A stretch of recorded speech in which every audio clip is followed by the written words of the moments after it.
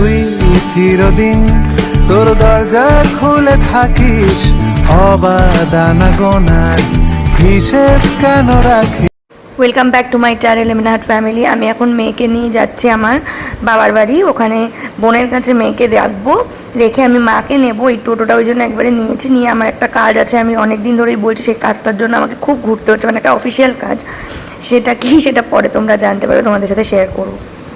তো দেখো যেতে যেতে গাছটা আমার মিটে গেছে, যেতে যেতে মানে আবার ফেরার পথে আমি দেখলাম একটা স্থলপদ্ম গাছ, কত সুন্দর দেখো। এটা দেশি চিংড়ি বলে দাম বেশি। আর এটা কি? এটাও ওটা গলদা। এই দেখেন এখনো জ্যান্ত আছে কিনা দেখেন। কই দেখি হাতে তো এখনো নড়ছে পরিমাণ আছে। একদম টাটকা। কত করে এগুলো? এটা 350, এটা 400। অনেক বেশি বলে।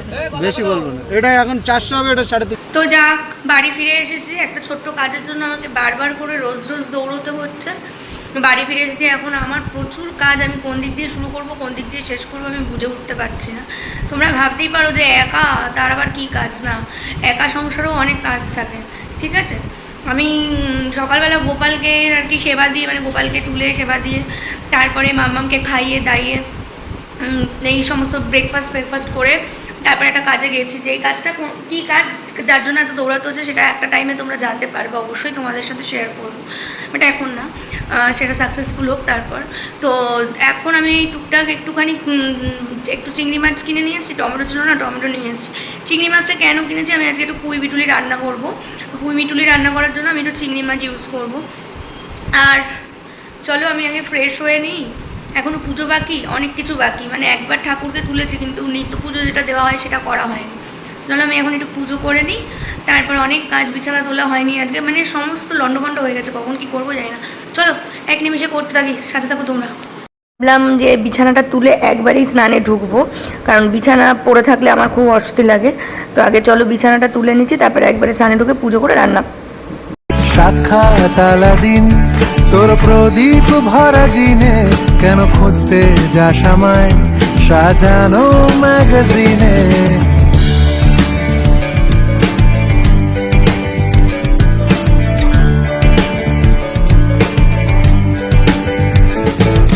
কোন বালিশে ঘুম, কোন দেওয়ালে মশারি, কোন ফেনায় কম সাবান, কোন ছুরিতে তরকারি। বিছানা তুলেই চলে গেছিলাম দৌড়ে স্নান করতে, স্নানটা করে এসে দৌড়ে পুজোটা দিয়ে দিলাম। পুজোটা দিয়ে নিলে আমার মনে হয় আমার অনেকটা একটা বড় কাজ হয়ে গেল। তো দেখো পুজো টুজো দিয়ে নিয়েছি বেশ সুন্দর করে।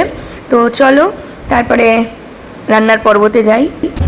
তোরে সকাল ঘুম ভেঙে দিতে পারি, তোরে বিকেল ঘুড়ি ছিঁড়ে দিতে পারি।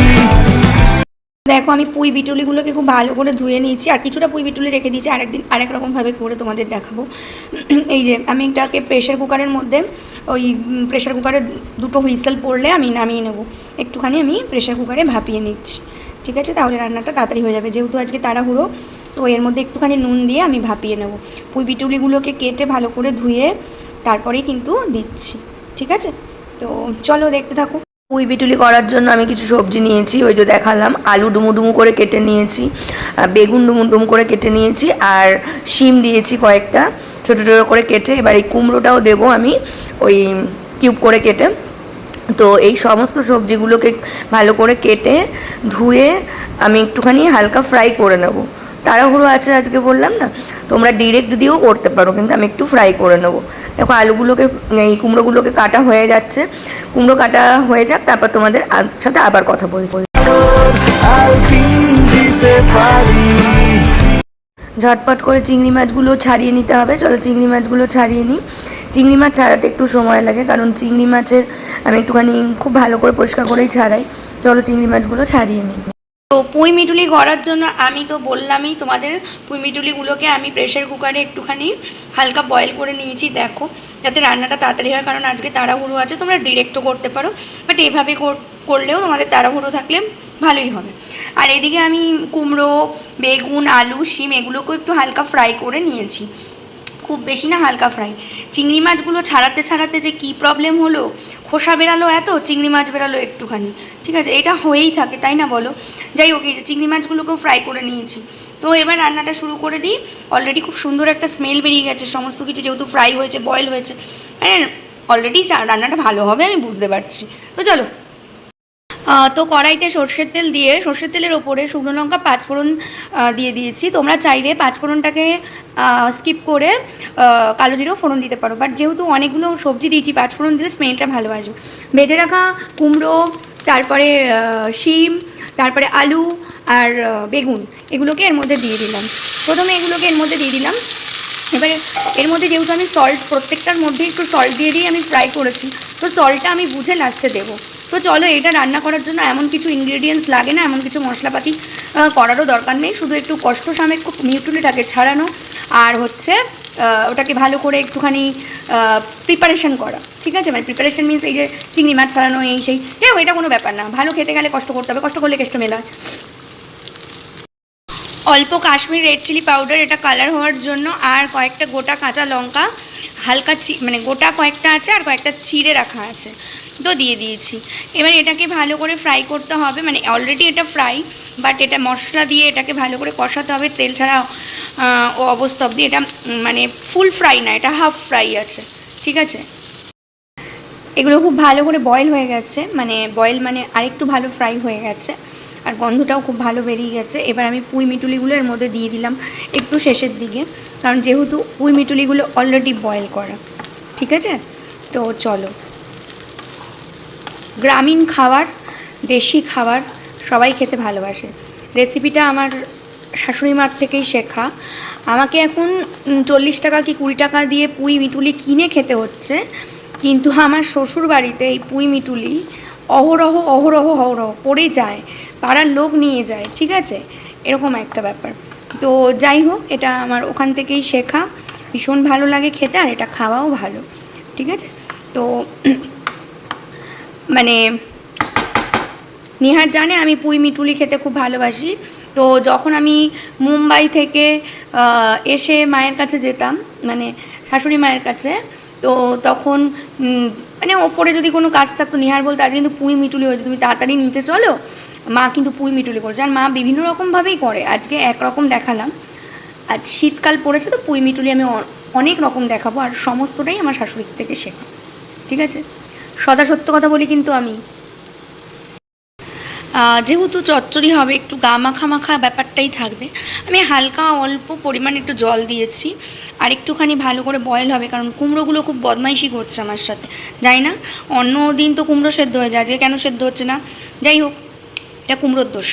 ঠিক আছে, আর এখানে শিম, বেগুন, আলু মোটামুটি সেদ্ধ হয়ে গেছে। চলো ঢেকে নিই।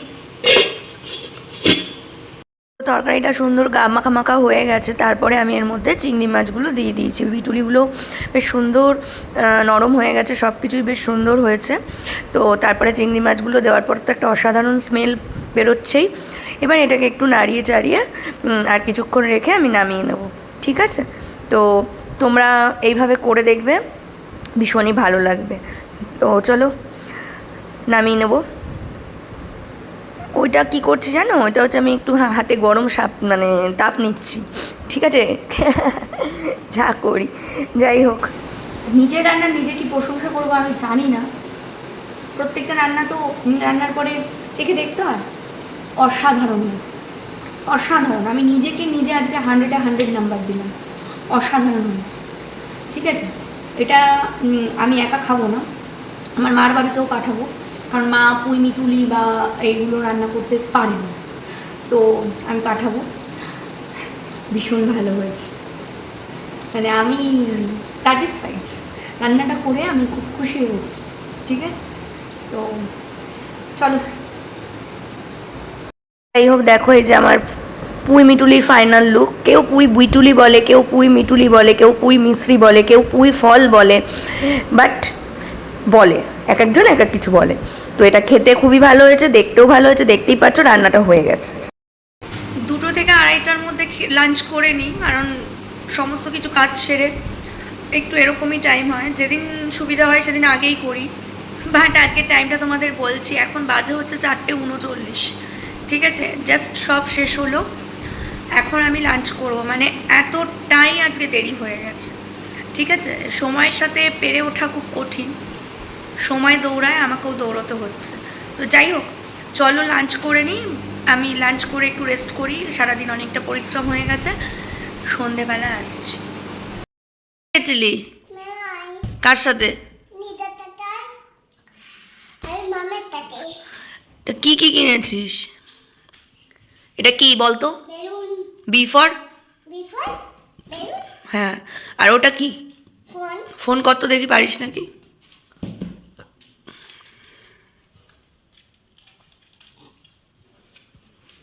এই নিয়ে এটা তো 7 নাম্বার ফোন হলো, এটা কয়দিন থাকবে?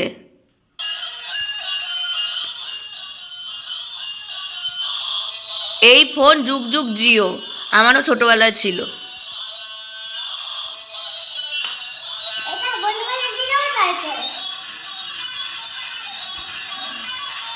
কানে দেয় না লাইট, সরাও। তো হ্যালো এভরিওয়ান, এখন ওই সন্ধ্যাবেলায় হয়ে গেছে যা করার, একটুখানি ব্যস্ত থাকি সন্ধ্যাবেলায়, নিজেকে নিজের সাথেও তো একটু টাইম কাটাতে হয়। যাই হোক, হঠাৎ করে আমার মেয়ে এই শর্ট ভিডিও দেখছিল, সেখান থেকে কোথায় যেন মানে দেখতে পেয়েছে ওর কী যেন বলে মিক্স পোলাও, ঠিক আছে? তো ও এখন বলছে আমাকে মিক্স পোলাও করে দাও। অলরেডি আমার গরম ভাত করা হয়ে গেছে, তো ওই গরম ভাতটা দিয়েই আমি ওর মতন করে অল্প একটু ওর মতন করেই একটু মিক্স পোলাও বানিয়ে দেবো। যেহেতু আজকে সকালে চিংড়ি মাছ হয়েছে, আমি কয়েকটা চিংড়ি মাছ ওর জন্য ফ্রাই করা চিংড়ি মাছ তুলে রেখেছিলাম। তো আর যেহেতু সকালে দুপুরবেলা ওই বাড়ি গেছিলো, মানে মায়ের বাড়িতে, তো আমি চিংড়ি মাছ তুলে রেখেছিলাম। তো এখন আমাকে বলছে পোলাও করে দিতে হবে। তো ওই যা আছে গাজর, ফুলকপি আর তোমার হচ্ছে ওই চিংড়ি মাছ, এই দিয়ে একটা চটজলদি সিম্পল ওয়েতে বাচ্চাকে খুশি রাখার জন্য ওকে আমি পোলাও করে দেবো। তো আজকে ডিনারে মিক্স পোলাও খাবে, এটা ওর আবদার, ঠিক আছে? চলো, দেবো না আমি আবার নতুন করে রাইস করার মতন টাইম নেই, যেই রাইসটা আমি বানিয়েছি সেই রাইসটা দিয়েই জাস্ট একটু ফ্রাই করে দেবো, ঠিক আছে? চলো।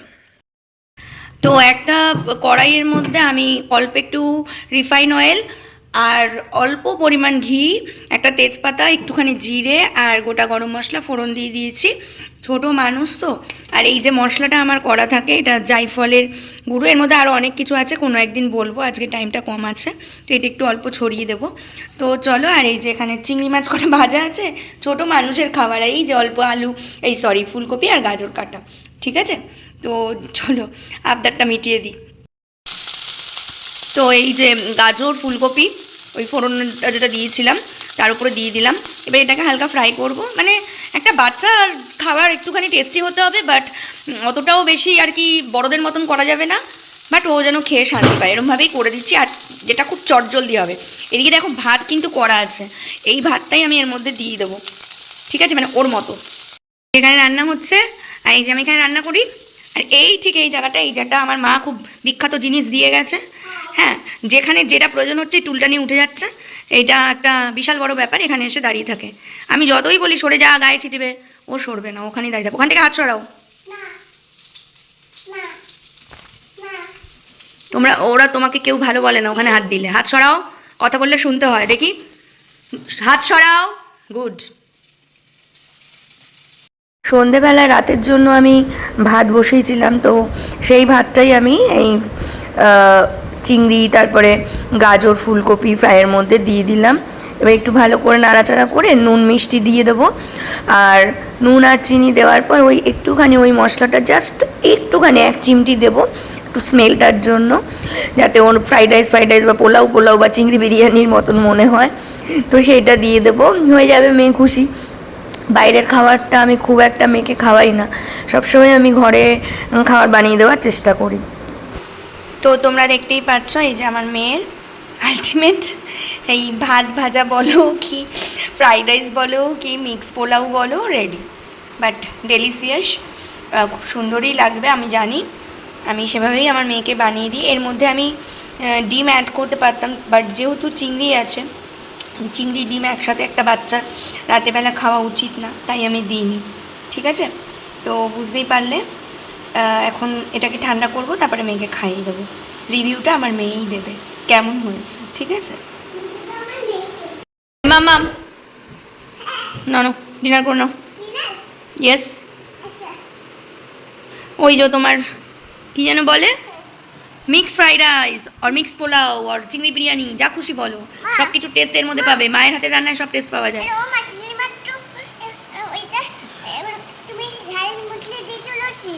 না মা, ঝাল দিইনি। তুমি খাও একটা, তাহলে বুঝবে। দাঁড়াও, আমি খাইয়ে দিচ্ছি, তুমি হাত দিও। এ নাও, কেমন হয়েছে? আচ্ছা একটু তো মেয়েকে আগে খাইয়ে দিচ্ছি। তো মেয়েকে খাওয়ানোর পর আমি খাবো। আমি রুটি ভাত মিশিয়েই খাবো। তো দেখো ভেজা রেলগাড়ি হয়তো সবুজ ছুঁয়ে ফেলে, আশার একটা পথ ভীষণ খামখেয়ালে চলে। তারপর পেরোয় মেঘ আর তারায় ভরা স্টেশন, একটু থামতে চায় প্রেমিকের ইন্সপিরেশন। তোরে সকাল ঘুম ভেঙে দিতে পারি, তোরে বিকেল ঘুড়ি ছিঁড়ে দিতে পারি, তোকে আলোর আলপিন দিতে পারি, তোকে বসন্তের দিন